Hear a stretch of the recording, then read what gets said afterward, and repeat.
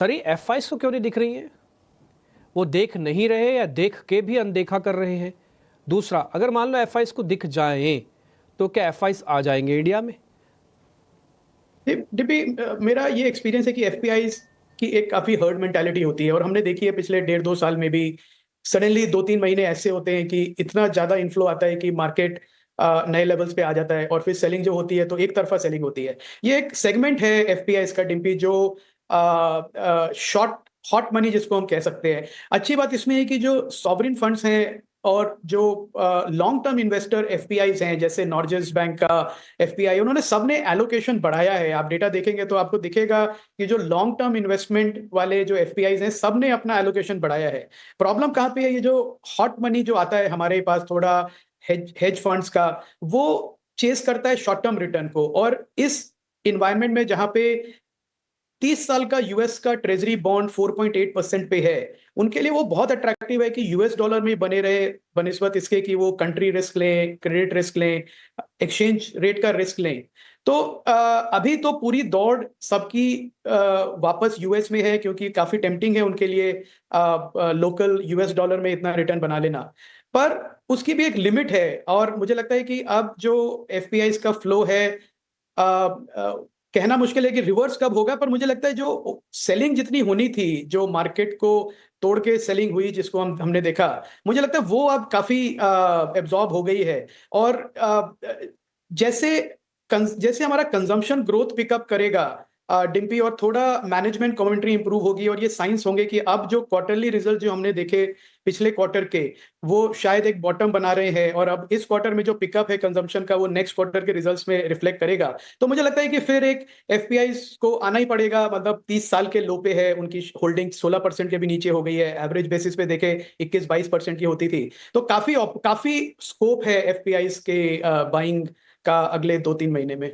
Domestic investors ने बहुत अच्छी अब्सॉर्ब करी है जितना कर सकते थे। ऑब्वियसली उसको मैच करना इतने छोटे समय में काफी मुश्किल है, पर फिर भी पिछले महीने का डेटा देखें तो 36,000 करोड़ का नेट इनफ्लो था म्यूचुअल फंड्स के पास। और काफी म्यूचुअल फंड्स भी हैं इस समय जो अपने हाईएस्ट एवर कैश एलोकेशन पे बैठे हैं। तो मुझे लग रहा है टेक्निकली भी एक बाजार में एक अपॉर्चुनिटी बन रही है इस कैश को, दोनों एफपीआई और डीआईएस के वापस मार्केट में आने की।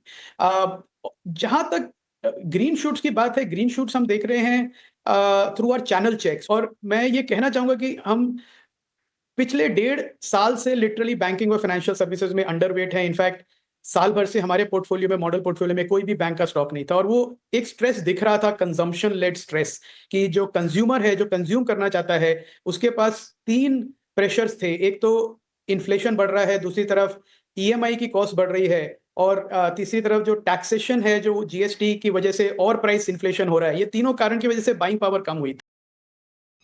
भारतीय बाज़ारों में इस समय जो कुछ भी देखने को मिल रहा है वो एक ज़बरदस्त सेलिंग का हिस्सा है, क्योंकि जब जब बाज़ार में इतनी ज़बरदस्त रैलियाँ आई हैं तब तब उसके बाद बाज़ार में एक गिरावट का माहौल भी देखने को मिला है। और लगातार 5 महीने सेंसेक्स में इतनी ज़बरदस्त तरीके से गिरावट का होना ये दर्शाता है कि भारतीय बाज़ारों में अब धीरे धीरे कंट्रोलेबल बाइंग का आना भी शुरुआत होगा, क्योंकि जिस प्रकार से अक्टूबर के महीने से एफआईआई की सेलिंग आपको देखने को मिल रही है, एक चौंकाने वाली सेलिंग और एक बहुत बड़ी सेलिंग का मूड माहौल भारतीय बाज़ारों में देखने को मिल रहा है। और सबसे ज़्यादा जो एफआईआईज है वो बाइंग चाइना में करते हुए नज़र आ रहे हैं, करीब $9 बिलियन की। लेकिन उससे पहले फ्रांस में करीब $30 बिलियन की बाइंग भी उन्होंने की है।